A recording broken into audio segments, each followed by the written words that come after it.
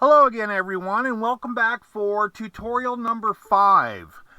I'm going to start this one out today by showing you this Dell monitor in front of me, and as you can see, it's got Windows loaded on it. What I'm going to do is I'm going to go ahead and I'm going to start up Dolphin here, and I'm going to start up F-Zero GX, which is one of the harder games to emulate on Dolphin. And I'm gonna play it here real fast just to show you this real fast, and then we're gonna get into well, what's coming up. I'm not sure if you hear the audio. Let me see here. There we go. Hit my start button there. You should be able to see the frames per second on the screen that's going on there right now.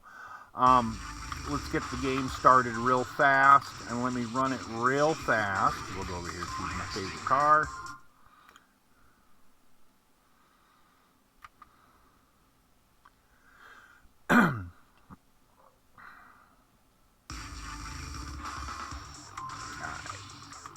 So, you might be a little surprised to know, or to find out what I'm actually running this with. You know, when you think of a PC, you probably think, wow, you know, a graphics card, or maybe integrated graphics on the GPU, and you got a big old heat sink, and you need a power supply in there, and a hard drive, or maybe an M.2, and like, wow, you know, where am I going to put this? Maybe you own a countercade, you know, one of those little countertop ones, or one of those partycades, or whatever you call them, and maybe you want to put a PC in there, and you're looking at that going, well, this little thing, I mean, how am I going to put a PC in this? Well, that's really what we're going to talk about, is putting one into a little cabinet like that. Now, as you can see, as I'm playing along here, if you're looking up in the corner, I have a consistent 60 frames a second going on here in this round here that I'm playing. The PC I'm using is actually pretty affordable. It's brand new. It's upgradable a little bit, I guess, you know. And it will fit into that little countercade or partycade cabinet of yours if you're looking to do a conversion into a PC to not only play games like, you know, F-Zero like I'm playing here, but, you know, other Wii games and GameCube games and other higher end emulator games. Now, the PC that we're going to show in this build that I'm going to do is, I guess for the most part, low spec compared to, like, say, what I'm using in, here, let me take this down here, folks, sorry. It's low spec compared to what I'm using personally in my Arcade1Up Ms. Pac-Man cabinet. Now, we're not going to do the Ms. Pac-Man today. We're gonna get away from the Ms. Pac-Man cabinet that I've been showing you in the last 4 videos, and we're gonna work on something brand new. And for this brand new one, as you can see, we're going to put a PC in this one as well. And we are also going to put this monitor that you're seeing, which is the Dell 2007 FPV monitor, which is typically what people like to upgrade their Arcade1Ups to. I'm not going to get into upgrading the monitor. There's tons of videos about that. I think it would be kind of silly for me to talk about that. But what I do want to talk about is low price, decent spec hardware, and, well, doing some more intermediate building. And that's what we're going to do now, is we're going to do some intermediate stuff. So let me cut away from this here, and let's go take a look at, well, what we're doing here, folks. So here I am sitting at the table. Before I start doing any building or anything, I'm actually going to put a cloth down on this so I don't accidentally scratch the table and piss my wife off. But I just wanted you to have a look here at some of the stuff we got going on. We'll start with this over here on this side. This bottom box is the Arcade1Up kit. not very big at all. Dave did an excellent job, of course, as he always does, of packing that up and leaving all the parts in there that I need. It's looking good, looking great. It's incomplete right now. The side panels aren't here. Those are actually over at the lumberyard.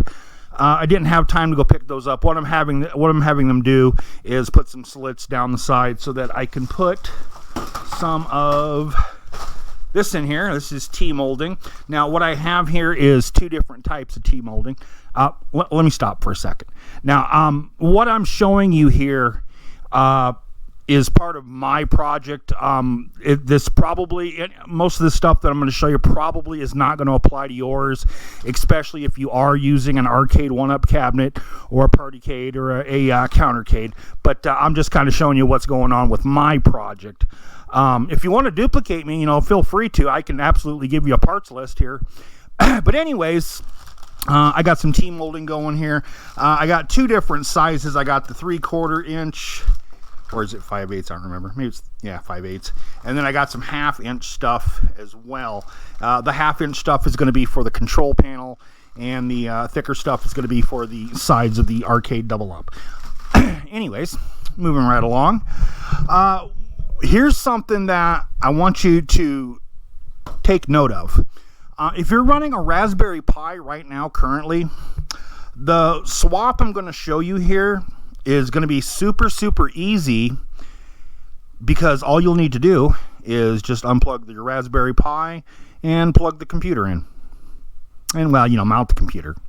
That's going to be, in a nutshell, all you'll have to do, if you're following along the same way I'm doing. Now, you can even power it up using your Arcade1Up stock power switch, that you switch on and off, on and off. That's how we're going to do it. And yes, it's a computer, but that's how the switch is going to work, and I'm going to show you how to do that as we progress here. Anyways, another key thing I want you to note is the only cable that's going to go into this arcade is this power cable right here. That's it. This plain old computer cable. One cable to do it all. Now, you're probably thinking, well, how are you going to do that? Don't you have to power other stuff too? I do. Of course, we're putting the Dell monitor in there, and since we're using the Dell monitor, obviously we're not going to need that LVDS converter that you would normally use like on an Arcade1Up screen. But since we don't have that converter anymore to get our sound off of in this build, we will have to use an amp. Now, that's my situation. If you're doing this in a Partycade or a Countercade, and as long as you have the correct converter, you will not need that amp still. I'm saying that right now. You do not need that amp. That's just for this one because I am using the Dell monitor. Speaking of amp, we'll go to this. Here's my speakers. These are some Boss, what are these? BRS40s, 50-watt speakers. I have those wired down in there. And I made a little custom loom here. As you can see, I used the some little red and black loom stuff here to tuck all the wires together so that I don't have to, like, clip, take a some of those nylon straps or whatever and tie all my cables together. It keeps it all together like this. It just kind of makes it look neater when I do the build. Okay. And this actually goes on top of the Arcade1Up. You can do this on top of your cabinet as well, or wherever your speakers are at. Next thing is you might remember this, recognize this if you followed along in tutorial 4.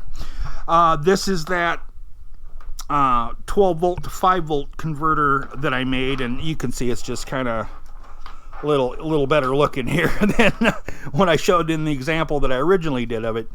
But if you remember correctly, our 12 volt goes here, and here's our 5 volt output, and here is our button. Same thing. And again, this button, it doesn't have to be this light up button. You can of course use your original Arcade1Up power button, power switch if you like, to power everything. Now, the only reason I'm using this is for RGB lighting. I have some buttons here. These are going to be our regular buttons. These are concave hap style. That's going to be our main play buttons. But then on another right here, I do have some LED buttons that do run on 5 volts. Now, I could pull 5 volt a couple different ways, but I like to keep everything separate, so that is actually why I'm using the 12 volt to excuse me, 5 volt converter. Now, you might be asking, well, why not just do a 5 volt in the first place? Why are you using the 12 volt? Well, I need the 12 volt to power the amp. The amp is also 12 volt. Now, you also might be asking, hey, wait a minute, I thought you said you're only going to use one cable. That means you got to use some kind of splitter or something, or a, something to split that up. Well, we do. And right back here, not that this really applies, but right back here, I got a UPS power supply. I have a few of these in the house, actually, but here's one of them. You can actually, of course, chain these together from multiple computers and multiple stuff like that. I use it mainly for my server in my little server closet. But anyways, what I use for that, and it actually comes in really, really handy for a project like this, since I am using that Dell monitor, which also uses a end piece like this one as well. What I'm using is a UPS splitter. So if you look on Amazon and just type in UPS power splitter, this is what you'll find. They come in 2-way, 3-way, 4-way, whatever way. But basically on one end, this is where the power connection goes, and you can mount this on the cabinet door if you want. It's up to you. Or like I'm going to do, I'm just gonna run a little hole underneath of it so that the cable can run through. But basically how this is going to work is this is going to split up right here. One end is going to get plugged into my Dell monitor. The other end is going to get plugged into this. What this is a 12 volt power supply. This is kind of like the same brand. Actually, I think it's the same model that I used in the other examples. Yeah, 12 volt, 10 amp. You can see that right there. Sorry, the light's a little different in this room. 12 volt, 10 amp power supply is what I'm using. This is the same power supply that I recommend for doing the hack in parts 3 and 4 that I talked about, where you want to run everything with one power supply. This would be the one to do, and this is also the one I'm going to use in this build. 12 volt, 10 amp. Now, another thing that we need the 12 volt for is our computer. Let me show you the computer. There it is. This is a mini PC. This one's a Teresa. It doesn't have to be a Teresa brand. It could be lots of brands. I'll probably leave a link down there in the description to this, but otherwise just go to Amazon and type mini PC. If you're looking for one, I would look for one with a minimum, and this is minimum, of a Celeron J4125 chip and a minimum of 8 gigs of RAM. That's probably going to be, the best minimum running one. If you can afford it, I know this video series isn't for people that have a big budget to spend. If you can afford it, get one with a Ryzen, and those are a little more pricey. One that you might be familiar with that's kind of been out there for a bit would be the ASRock Mini A300, I think it's called. That one's got a little Ryzen chip in it. You can absolutely use that one. Other manufacturers make these little ones like this, these little Nook-looking things that do have the Ryzen chips in them. I think the lowest I've seen on those, though, is like $399, maybe $349. This one, on a good day, you can get it for $220, $240. You got to kind of look around. Sometimes they'll go on sale. Now you'll notice that it's kind of gutted out there. There's nothing going on there, and I actually cut a hole there. This hole is actually for some experimenting I did on this before I decided to use it for an arcade. But yeah, it's really, really small. It's about that tall, about that big. But we're not using this inside the cabinet. What I did is I gutted this out, and gutting this out is actually pretty simple. Let me there's I believe 4 screws on the side there, and then you flip this around. You take your rubber feet off here on the corners, and there's a few more screws there. Carefully lift that up, and then you will get the motherboard, which is, and I'll show it to you. This is what I was showing you that example of F-Zero GX with, was this little baby right here. This is our computer. This runs actually on, and here's the input, 12 volt, 2.5 amp, I believe, if I remember right, that was the spec. So there's our 12 volt that we're needing. Now, as you can see, I've got some feet on here, little PCB feet, just like I did with the LVDS converter. So if you're putting this in your cab, this is actually going to be really, really easy to mount. If you use some PCB feet, it'll fit just perfect. Right here is our hard drive. This is a 2242 SATA drive, which you can absolutely swap out. This one comes with, I believe, 128 gigs when they send them to you. You can absolutely change this out. I think you could even go up to like 2 terabytes. I think they make 2 terabyte 2242s. Maybe it's just 1 terabyte. I don't remember. But yeah, you can absolutely change the capacity of this. You can't change the amount of memory in it, and you can't change the CPU, but you can absolutely change out the amount of storage in there. And also, in addition to that, it also has, where is it at? It's on one of these sides here. Let me find it. Oh, here it is. It's right here. It's got a little micro SD slot there that you can stick some stuff into if you would like. So if you want to, add some more games off to the side on besides this storage, you can easily do it there. And of course, you have your USB ports here. You got 3 on this side here. You've got 1 here. And you've got a couple outputs there. You've got your network there. And of course, this does run Wi-Fi. There's my Wi-Fi cable. Now, when you're taking it out from this container, when you get one of these, be careful. Because these wires are taped down, so watch out for those as you're taking it out. Don't just, pop it up and say, okay, it's out. You might break something. Also, there's a couple connectors here. Now, I could have drew my 5 volt actually from this right here. This is actually where the external SATA drive would plug into, or hard drive, whichever you want, and then there's a little port there. This actually puts out 5 volts. So, I really wouldn't recommend doing that unless you're only lighting up maybe a couple lights, because I'm not sure what the amp draw is out of this, and you really don't want to overload this with too much. And I kind of like to keep all my power separate, so I'm not going to draw from the 5 volt there. That's another reason I'm using that 12 volt to 5 volt connector. But anyways, yeah. So it's pretty small here. It fits pretty much, in my hand. See that? Give you an idea how big that is.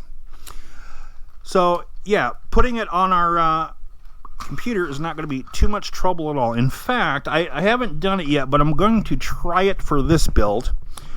Usually when I mount something like this, it'll be on the side, but let me open up this Tulsa Arcade thing here real quick. Sorry guys. I just wanted to check something here. Yeah. I might be able to, and you probably would too, affix this to the back plate of the Tulsa Arcade's 20-inch monitor mount. If excuse me, if you're doing an arcade with the 20-inch monitor, going all out. I mean, if you're using a PC, what the hell, get the 20-inch monitor too. If it's not a countercade or partycade, I'm talking about the regular Arcade1Ups. Yeah, it looks like it will fit just fine. So I'll be able to bolt down this onto the monitor, bolt this onto there. I'll be able to take my power supply, mount that there, and there's my amp, mount that there. Now let's look at this. Imagine, if you would, I'm sorry for the visual here. You got our 20-inch monitor here, which would take up this whole space here. You see it's bubble wrapped. Our computer, our power supply, our amplifier. That's everything. And of course, as I said, we're going to plug it in with this. So, this is going to go into the power supply there. This end's going to go into our Dell monitor. And this power supply is going to power both this PC and the amplifier. What more do we need, people? Well, I guess we need a way to power it on and off. And again, we're going to use that same, excuse me, making noises here. We're going to use that same method that I showed you in part 4 when I put this little contraption together. Same method with the power, on, off, on, off. Now, normally, this thing has got, let me find the casing here. Here's the power button for it right here. It's the one you press and depress, and you can find it. Let's see, I think it's on this side. Here it is. This little thing right here. That's the power button. And you might be thinking, well, God, how are we going to turn it on and off then, dude? And maybe somebody I read go, oh, you just solder some wires there and that'll work. And they have that. That would work, absolutely. You could absolutely solder it. Now, I could have soldered this, and I should have soldered it, but I'm not going to for the sake of you guys that are watching this. I know some of you guys are probably a little optimistic about using a soldering iron. I can't even speak. You're a little optimistic about using a soldering iron, and so I'm not going to do any soldering on this project just for your sake. But normally myself too, that's probably what I would prefer to do, is solder. If you're comfortable with doing it on a little PCB like this, go for it. Otherwise, don't even mess with it, okay? There's other ways of doing it. And the way we're going to do it, and the way I'm going to show you in this one, to make this conversion easy to go from that Raspberry Pi, which, you have to, flip the off switch when you're done with it, is it's just a simple BIOS change. And I'll show you that here in a minute. And otherwise, if you're familiar with how to use your BIOS, just go under your power options, and where it asks how you want the computer to respond after it loses its power, just set it to automatically turn on. That's all you have to do. Now, what that's going to do is that when we turn off our arcade, and we flip our Arcade1Up switch, or we take this switch and depress it outward so that it's off, it's going to of course cut the power. But when we apply our power again, that's going to send a signal to the computer here, or any other computer you're using. Like I said, we're using a little mini one in this example just to make this easier. You can use, I've shown, in other videos, an ATX size motherboard if you like, with some more decent hardware. We're using the mini one because it's cheap and it's simpler to explain to everyone. But yeah, that's all you want to do, is just go into your settings in your BIOS and tell it to turn on when power is interrupted. And so what that will do, it will basically turn your PC into just like a Raspberry Pi, where you'll flip the switch after it's powered down, and then push the button to power it on, and it works the same. So yeah, that's why I said it's going to be an easy swap. Normally on your Raspberry Pi, you got one of the USB ports that you're using for your joystick, and of course you got your HDMI there that you're using for your display, and it's just a matter of swapping those out. So you don't need to rewire anything if you've already got your control panel set up exactly the way you want it. That's why I'm not going to discuss control panels again in this part. I'm just discussing basically the computer itself. Now, I might utilize some of these too. Hold on a second here. Let me close this box up real fast. It's kind of getting in the way.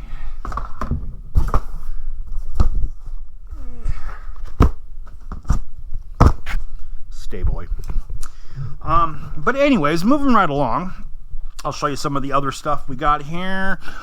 We got some graphics from Arcade1Up, and what that was this marquee right here that says Pac-Man. This actually was an Asteroids marquee that I got off of eBay, that I just ripped the graphics off and stuck the Pac-Man one on there. Just that quick, pretty simple. It cost me $20 for that, and I think the graphics were more. But anyways, tie straps always come in handy. In here we have some yellow. You can see this kind of a two-tone. It's kind of got a little line pattern in there. This is actually what we're going to put down on the control panel when we do the control panel, is some more vinyl wrap. Or, if you want to, you could spend the money and maybe get something with some, artwork put on it. It's your choice. It's your money. Other connectors we are using is something for volume control. This is something I've talked about in a couple other videos. This is the wet wire WWL control. It's just basically a volume knob with some RCA inputs and outputs on there. And in order to connect that up to our amp and our computer, we just got a couple of these. Pretty simple wiring right there. I think that's pretty self-explanatory. If you're one that have already used an amp, you know how that's going to go. Another length of cable. Other things I have over here to show you. This is some daisy chain positive negative stuff that's got like a little barrel here. This is actually what's going to get plugged into the 5-volt to power our LED buttons. And of course some daisy chain for our regular play buttons. These are a little thicker or wider. We're going to use the HAP style like I said, and we're going to use a different type of joystick than what I showed you. We're not going to use that easy stuff that it's got 3 pins on there and you just plug in, or the 5-pin lead for the the SAN-WAS. No, we're gonna use some better stuff today, and we'll talk about that a little bit. There are other tutorials on wiring that up if you want to take a look at that, but that's what we got going on here. So, like I said, I've been kind of delaying this a little bit, but the side panels I actually didn't need for this demonstration of what I'm showing you is going in here to talk about. I can go get those later, and I am still waiting on some graphics from Arcade1Up. Now, the irony here is that I actually ordered the graphics exactly right after I ordered this kit from Dave with his Arcade1Up kit, and they're still not here yet. I ordered this off of eBay a few days after I had ordered the graphics from him. So, yeah, I don't know what the deal is there, but wish he'd hurry up. I'd probably be a little further along on this than I already am right now, but I can at least take the time to show you what all's going into this cabinet. So let's cut this scene and go to the next one and talk about something else. Okay, to go over this real quick, I just wanted to give you a kind of a price range here of what we're talking. I said that, I've seen them for $2 something. You could probably go lower. So what I did is I popped up the screen here. We went over to Amazon real fast, and I typed in mini PC J4125, and then I hit my search box there. There was nothing on the first page. I sorted them by price, low to high, and what I found was, let me find it for you folks. Here it is. Looks like $179 for this Chewy Larkbox Pro Mini, $179. It's got 6 gigs of RAM, 128 gig ROM in there. I'm pretty sure that would probably be a 2242 as well. I'm not sure on that. Actually, I've never used one of these Chewies. And of course, it has the Celeron J4125, which is the minimum what I said you should go. Now, I did say you should go with 8 gigs. 6 gigs will work too. I definitely wouldn't go 4 gigs. Otherwise, do some checking there. Check specs on CPUs. Maybe you might find something also in a reasonable range. Here's an Intel branded NUC, but it's only got 2 gigs of RAM in there. But yeah, you'll have to look around. Here's one that kind of like that Teresa I was showing you. This one's 209, but it's got the J3455. Let me do something here. Let's click this a couple times. See if we can find a couple more. Here we go. This one's $199, but like I said, looks like about $179 currently is what it's going to cost you for something with some decent spec. Again, bare minimum, the J4125. If you want to get more high-end and you do have the money to spend, of course, you can go Ryzen. And let's check some prices out on the Ryzen. Price low to high. Let's see if we can find a Ryzen. Hold on here. Ryzen. 60 gig. Oh, it's a handheld console thing here. Nothing on the first page. We'll go to the second page, see if we can find one. Ryzen 7 218. 4 gigs of memory. I don't know if that's upgradable, but 4 gigs would work on a Ryzen. It'd be nice to have more memory, but let's see, nothing there. We'll go to the next page, see what we come up with. 234 for the Elite Dusk 800. I'm not sure on the size of this. No, this is a Core i5. This would work too. Well, we want a Ryzen. Look at this. It's advertised wrong. It says right here, Core i5, and then right here, processor type, it says Ryzen. Well, which is it? Yeah, that's the way it goes. Let's see, 279 for bricks. This would probably fit in a partycade. I don't know about fitting in a countercade, those little ones. Like I said, you'd have to look, and I think you're probably going to get into the upwards of 300 range. Yeah, like right here. Here we go. Here's one. This one's even got 32 gigs of RAM. Wow. Yeah, so this one would be absolutely perfect. Let's see what the price is on this. $329. So, yeah, those are a little bit more pricier if you do want to spend the money, but these Ryzens, I love them. I tell you, AMD just really hit a home run with the Ryzen chips. These things are awesome, especially for emulation. They are just fantastic. That's not what I have a Ryzen in the Ms. Pac-Man one back here.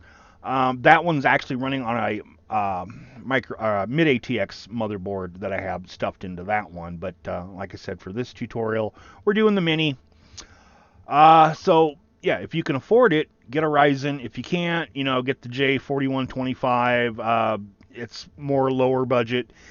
And then you got, whatever in between the J4125 and the Ryzen that, is in your price range and performance range. You'll have to do the research on that. I'm not going to hold your hand. You guys can do it. So that's it for looking for prices on the computer that we're going to stick in there. Let's cut the scene and do something else. Okay, what I want to show you next real quickly is the BIOS on this mini PC.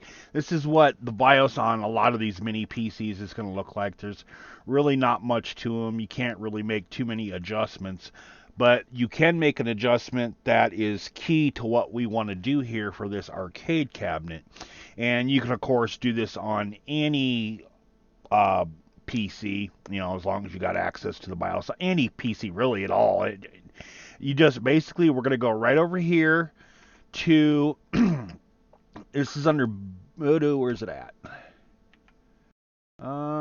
Here we go. Auto power. Normally this is set to power off, and if you look over here in the upper right corner there, see where it says specify what state to go to when power is reapplied after a power failure. That setting is typically used in office settings, stuff like that. Maybe like speed line, restaurant settings and stuff like that. In case like a power outage goes out, it automatically starts the system up again and gets you going again. That's all there is to that, and that's all we're changing here is we're going to our power options. Again, this is probably not going to be under the boot option on your PC if you're using like a micro ATX or an ITX or an ATX board. This just applies to this one, but this setting should be in every BIOS you come across. So what I'm going to do here is just going to change the power settings to power on, and all that's going to do is, again, once power is applied to the little mini PC, it will make it turn on. So let's save and exit that.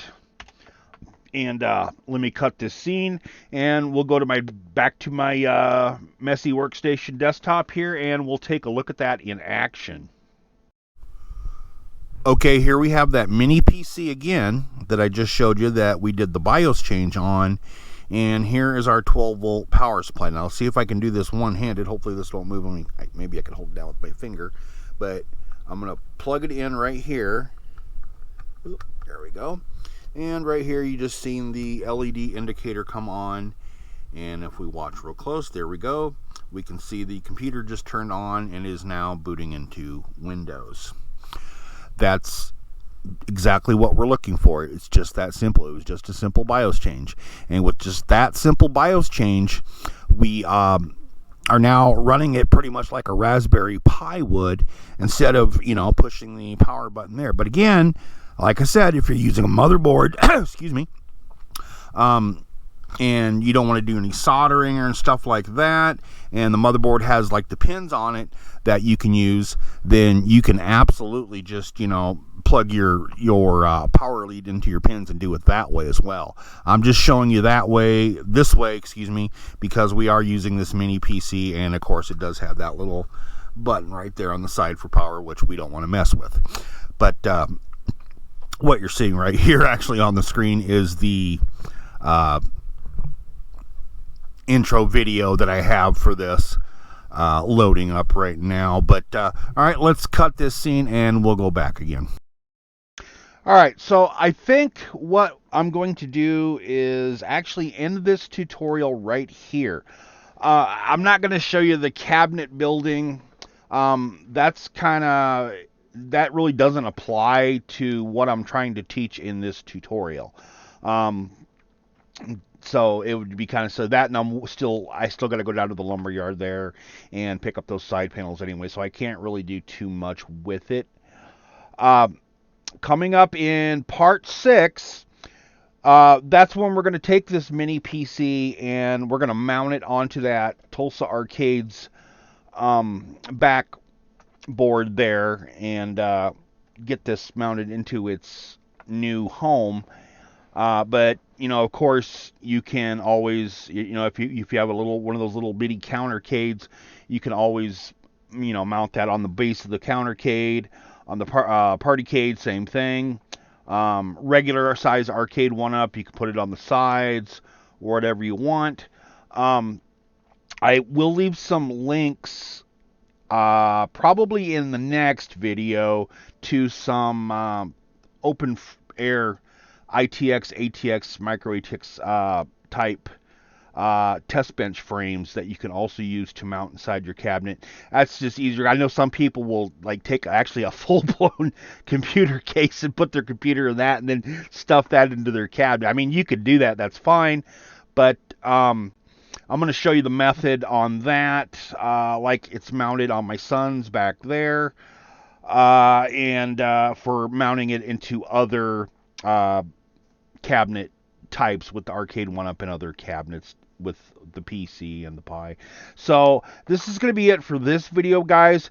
Come back in part 6 and you're going to see the Arcade1Up built, hopefully, because I might actually do a separate video on that aside from the tutorial video. That just might be a kind of a fork topic there on that one, but you're going to see that, and then we are going to do a intermediate build on a brand new control panel. We're not going to do that silly one with the like we did with the Pac-Man one where we we're drilling a bunch of holes and stuff. No, this one's going to be a nice professional looking one that we're going to do, and I'll show you how to do that one. We're going to use some better buttons, some better joysticks, some better stuff all around. The wiring's going to be a little bit more advanced than what I showed you earlier with that 3-pin stuff.